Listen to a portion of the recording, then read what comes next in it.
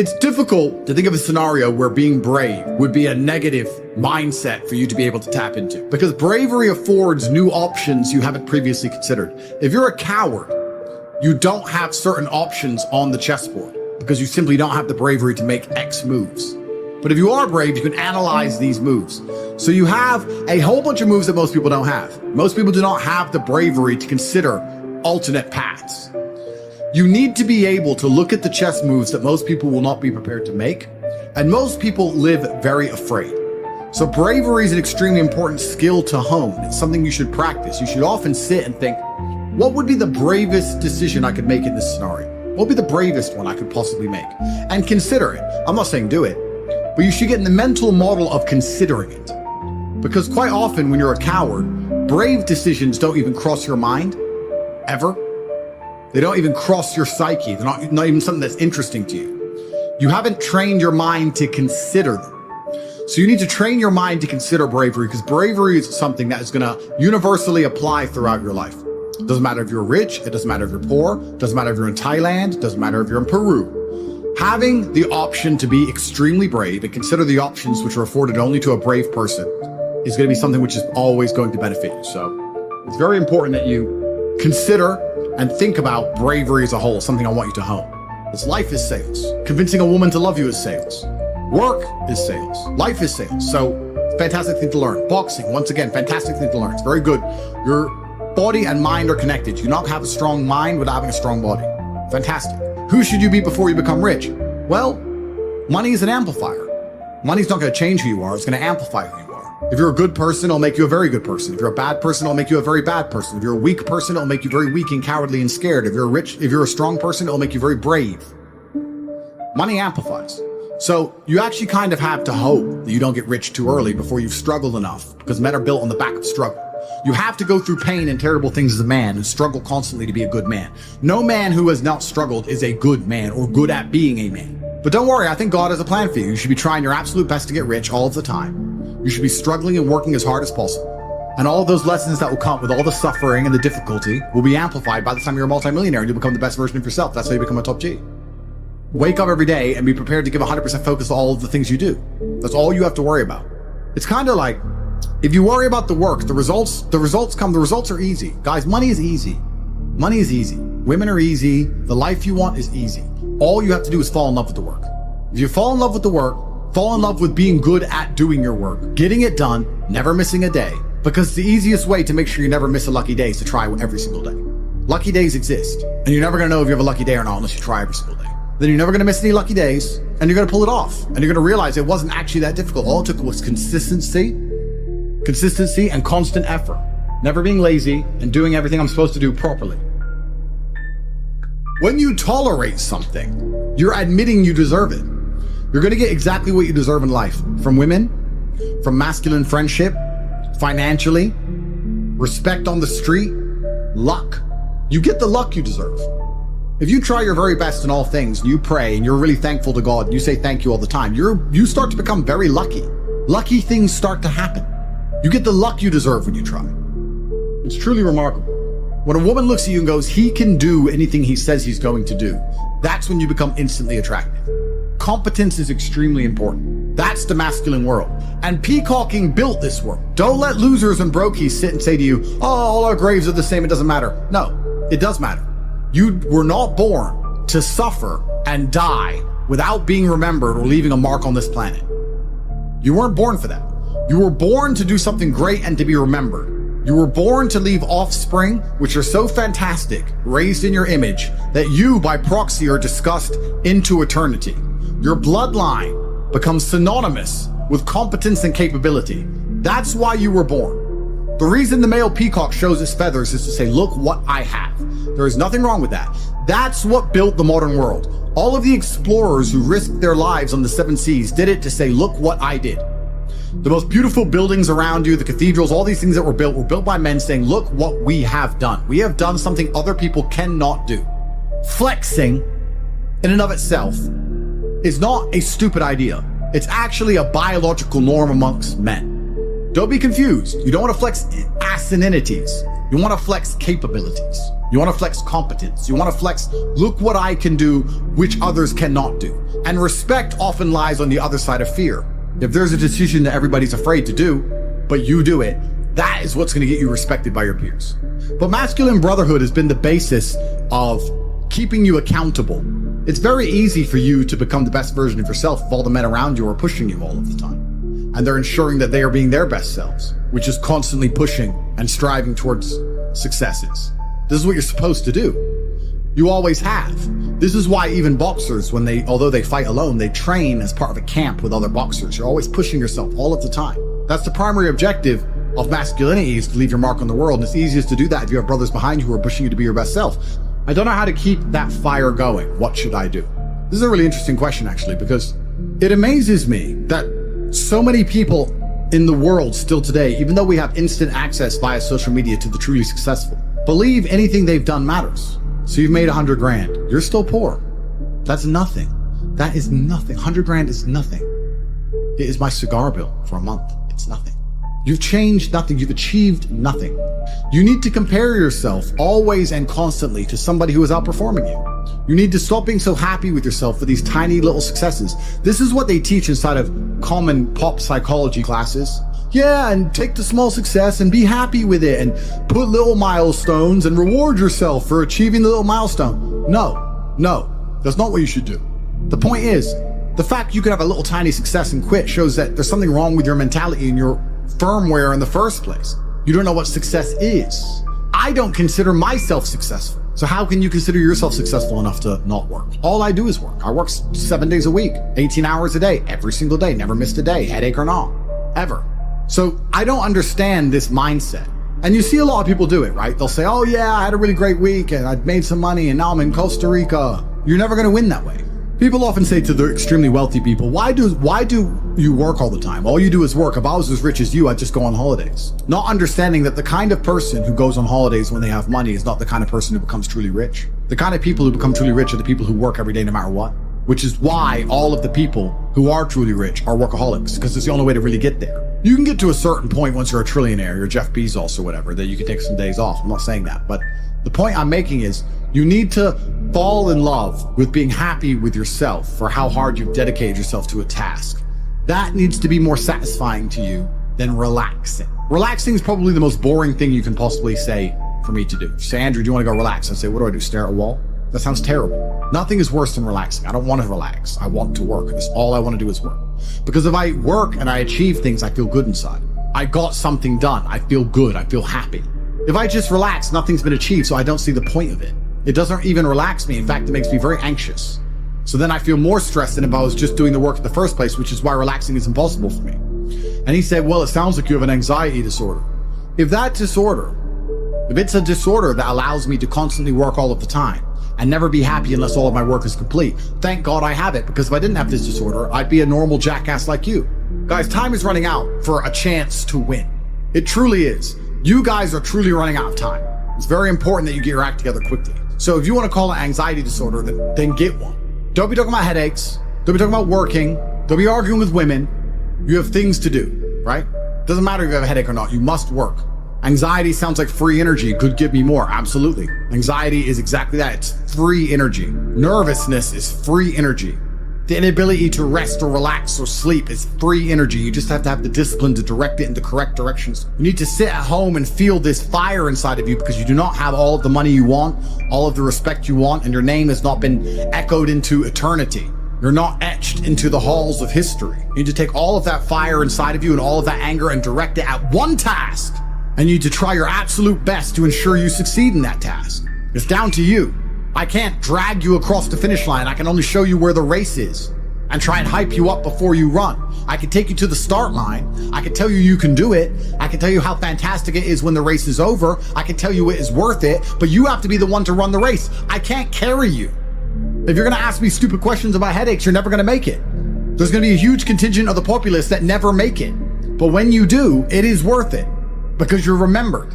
And that's the whole point of being alive as a man in the first place, is to go down in history. It's not to go through life comfortably. It's not to go through life without struggle, without pain. The point of being a man in the first place is so that you suffer enough for people to remember you, to die for something, to live for something. That's the whole point in all of this. There's nothing else to do and make your name synonymous with something fantastic which has affected humanity and culture. That's all it's about. And it's very difficult to do that if you're insignificant and broke and lazy and stupid with a fucking headache.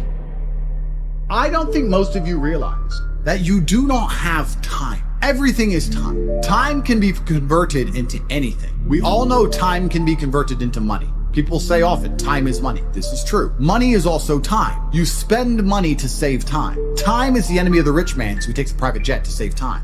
Money is the enemy of a poor man, so he waits for the bus to save money. But they're the same thing, money and time. So when I say you don't have time, this is something you need to remember because it's extremely important and you can apply it to most things. You do not have time to have a headache. Do you understand? I'm not saying you don't have a headache. I'm not saying your head doesn't hurt. But you don't have time for it to affect your life. You do not have the waking hours. You are being outcompeted and crushed by people who are more powerful and more connected than you'll possibly ever be, by people who know things you do not know. You do not have time to have a headache. It's simply not acceptable. How do you perform when you have headaches is a stupid question. The fact you've even framed it in that way shows that you don't understand the world. I'll give you another example. You don't have time to argue with your woman. Your woman started an argument today or yesterday, whatever, and you've been texting back and forth. You don't have time. You have things to do.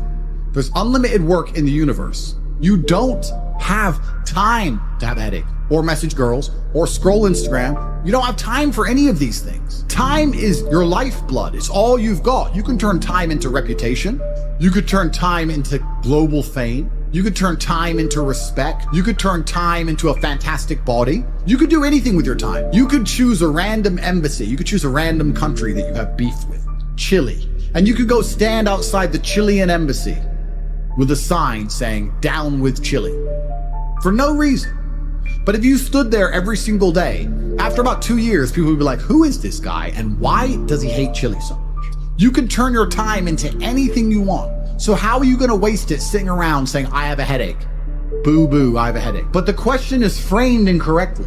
If I have a headache, I don't care. And one of the main reasons I don't care is because my enemy doesn't care. You know, when I got injured, when I was training for fights, my coach would often say to me, is your enemy going to hit you less or show you mercy because of this injury? If you say, okay, we're about to fight, but halfway through the training camp, I hurt my foot, so, take it easy. No, he's gonna try and destroy me anyway. So if he doesn't care, why do I care? And why does my coach care? Nobody cares. The people who are trying to steal your woman, and trust me, everyone is.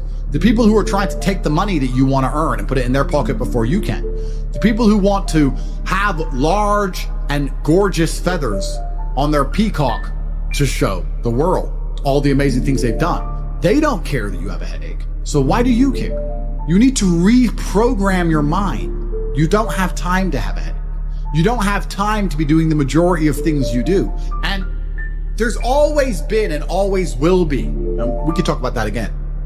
We were talking earlier about competence, right? Do you think a woman sees you as competent if you complain about having a headache? Let's say you have a headache. It's fine. You have a headache. I'm not disputing that. Maybe it really hurts. That's terrible. If you go, oh, I've got such a bad headache. Do you think a woman looks at you and goes, yes, oh, I found the guy for me? She may not say anything. She may say, oh, do you want a pill? But really deep down, this guy's a dickhead. I mean, if you got hit in the head with a hammer or shot in the face, fine. But why do you have a headache? From what? Scrolling TikTok. A lot of you deserve the failure you endure. The universe is very giving. I often believe people say the world's not fair. I'd argue that karmic retributions, and in the long run, all in all, is pretty fair. Karmic retributions are real. In the end, God gives you exactly what you deserve. So if you're not happy with your life, you have to ask yourself, do you really deserve more? Have you really tried 100% of the time? Did you ignore that headache? Are you as competent as you could possibly be? Have you given 100% every time you've done anything? No, you deserve what you have. You deserve your mediocrity because you're an average person. You want a Lambo and these women and a boat and whatever else you want because you see it on Instagram, but wanting something and deserving something are very different things. If you truly deserved it, you'd be working for it in a way that ensures it would be given to you by the universe. Every single thing I've ever wanted, I have got. Maybe not instantly, maybe not easily, in fact, certainly not both. It was always difficult and it always took time, but I really wanted them, so I always got them. And I put in enough work to show God and show the universe I deserve them, so he gave them to me. I cannot remember a single time, and I state this as a matter of fact, this is not hyperbole, I cannot remember a single time I have ever decided not to do something that must be done because I had a headache. Ever. It is easier if you enjoy it, because you do not struggle with lack of motivation or lack of interest. For me to say you could honestly be world champion at something you hate is a lie. You can, however, be competent at things you don't like. You can be very good at something you don't like doing. To be the best in the world, you probably have to fall in love with it. But the way you do anything is the way you do everything. And you can fall in love with the idea of being good in general. So anything I do, I don't want to be bad at. I either don't do it or I try my very best all the time to become extremely good at it. I don't see the point in doing anything and being mediocre or being bad at it. What's the point? If I'm going to speak on podcasts, I want to be good at it. Anything I'm going to do, I want to be good at. Now, you should have enough respect for yourself that you're prepared to always put in the effort to give your best 100% because it is a habit. You should always give your best to anything you do. When you pick up a video game, you should give your best. When you drive a car, you should attempt to drive as efficiently as possible, using the brake as little as possible to not waste fuel, to make sure there's no close calls, no sudden braking. Most of you are just getting in your car and driving like a jackass from point A to point B, not trying to actually go, you know what, let me drive to pretend I have the queen in the back seat and I can't even brake suddenly. And I only have a fraction of fuel. How far can I go if I very smoothly, very calmly anticipate the traffic in advance, move my car in and out of the cars that I barely have to brake, keep moving slowly and smoothly? Let me try and get good at this. The way you do anything is the way you do everything. And it is a habit to be good at things. There's nothing wrong with just being good at things. To be the best in the world, you have to love it. That's true. But you're not going to love the majority of things you do. That's not realistic. The world's not going to afford you a life where everything you do you're in love with. In fact, you're going to end up doing a whole bunch of things you don't want to do. And the life hack is, if you enjoy getting better at things, then you could be doing something you don't want to do better than you previously done it, and now you enjoy doing it because you were more competent and more capable at said task. You are now better at said task. Every single thing I approach with vigor because I like being good at things. And that's not because I'm arrogant. That's because I have enough respect for myself, and more importantly, I have enough respect for the people I love to know that I need to be good at things. When my children, or when my women, or my family, or my people who rely on me, my brothers, anybody comes to me expecting me to do something for them, I need to have enough respect for them to know that I'm good at what they ask me to do. And if I don't know what they want me to do, or I'm not particularly good at it, I'm at least good at learning. You can become good at learning so that you learn things faster. Good at concentrating. Good at taking a scenario seriously. These are all basic life skills to go along with bravery.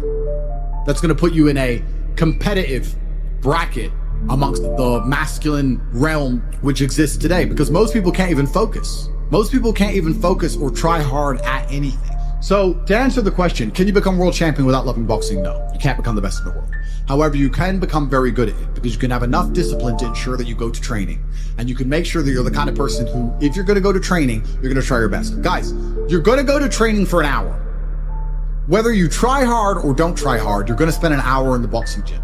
There is no reason to not try. That is a learned habit. And what you often find with people who need to be motivated into things, because they're not disciplined enough to do things and not disciplined enough to do things properly, they'll go and say, I went to boxing training, as if that's all that it's about. It's not about going to the training. It's about trying hard in the training. It's about giving it your all. It's about dedicating yourself. You're going to give an hour up anyway. There's no reason to not try. Most people go through their entire adult life without trying 100% hardly ever. Think about it. Even when you go to the gym, you don't try 100%. You try 60%, 70%. You don't try 100% at home. What do you try 100% with? Do you really try 100% with work? Are you really moving that mouse as quickly as you possibly can? No, you're not trying. So you have people who have gone through life and are going through life without even giving 100% of what they've got ever. And it's interesting because we're entering the most competitive period of human history. So you need to get very good at everything you do, all of the time. You'll learn a lot of lessons about psychology in the boxing. Now, they're not related, technically. One's exercise, one's the psychology of people. But you'll learn in the fight ring, you'll learn that you're not tired when you're winning. You're tired when you're losing. that once you start to win, you get to find unlimited energy from the universe from somewhere, and you just continue to push forward, no matter how hard it is. Winning is easy. It's trying to turn it around when you're losing that is difficult. You take this lesson from boxing and you apply it to everything else in life. You apply it to money and say, once I start to make money, I know I will have endless motivation to keep making money. It's just hard to make money in the first place. It's hard to get over that hurdle, but once I get going, it's easy. It's a positive reinforcement loop. It's a spiral upwards into infinity. It's a tornado that takes you to the promised land. So to have that unique psychological conclusion, that unique psychological input, you had to become good at boxing. So it's very important that you're good at everything you do, all of the time. Don't do it if you're not going to try. But you don't want people to learn bad habits. But it's a bad habit to coast. It's a bad habit to spend time and waste it. It's a bad habit to go, oh, I tried, I went, I didn't give it my all, but at least I went. You see this kind of cope online all the time. Yeah, at least I went. It's going that matters. That's not true. It's trying that matters. So you see this kind of cope. Oh yeah, well, I didn't feel like going to the gym, but I went and just had a light session. Why? You went anyway. So why did you have a light session? If you're gonna go, do it. If you're gonna do it right. There's no point in half doing anything. You may as well have not done it at all. So this idea you can coast through things, this idea you can lazily try or pretend to try or just showing up counts, I dispute all of that absolutely. You give 100% of your heart, soul, and vigor to anything you do, and it becomes a habit so that it's all you know how to do. Before you know it, you're driving a car trying to do it as well as possible. And you're having a conversation trying to be as clear and compendious and concise as possible. And you're trying to make money as much as possible, as efficiently as possible.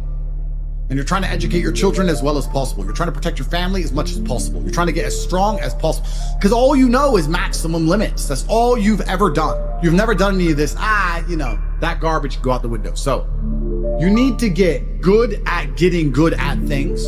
And you need to get good at trying 100% at all things, whether you like them or not. And this will give you a base level of competency in all realms, even if you're not in love with said tasks. Success is like being pregnant. Everyone says congratulations, but nobody knows how many times you get fucked. Absolutely. But that's the beauty of success, right? Because all the times you get fucked teach you the lessons you need to be successful in the first place. You would never be successful without getting screwed over. And also, you wouldn't be happy with your success without getting screwed over. The reason you appreciate that woman who's so good to you, who you trust with all your heart, who's loyal to you, is because that other woman cheated on you. If you had never seen a terrible, narcissistic, cheating woman, you wouldn't appreciate a good, kind-hearted one. There is no light without dark. So it's very important that you go through these bad things, one, to learn lessons, but two, to learn gratitude and appreciation for things once you have them. It's extremely important. Every time something bad happens to you, you need to say thank you to God. Thank you, God, for giving me this difficult time, for me to learn lessons, and for me to have more appreciation for my fantastic life in the future. That's how you should approach life. And especially success is exactly the same way. The lessons you'll learn failing along the way will ensure that when you get to the top, you can keep it.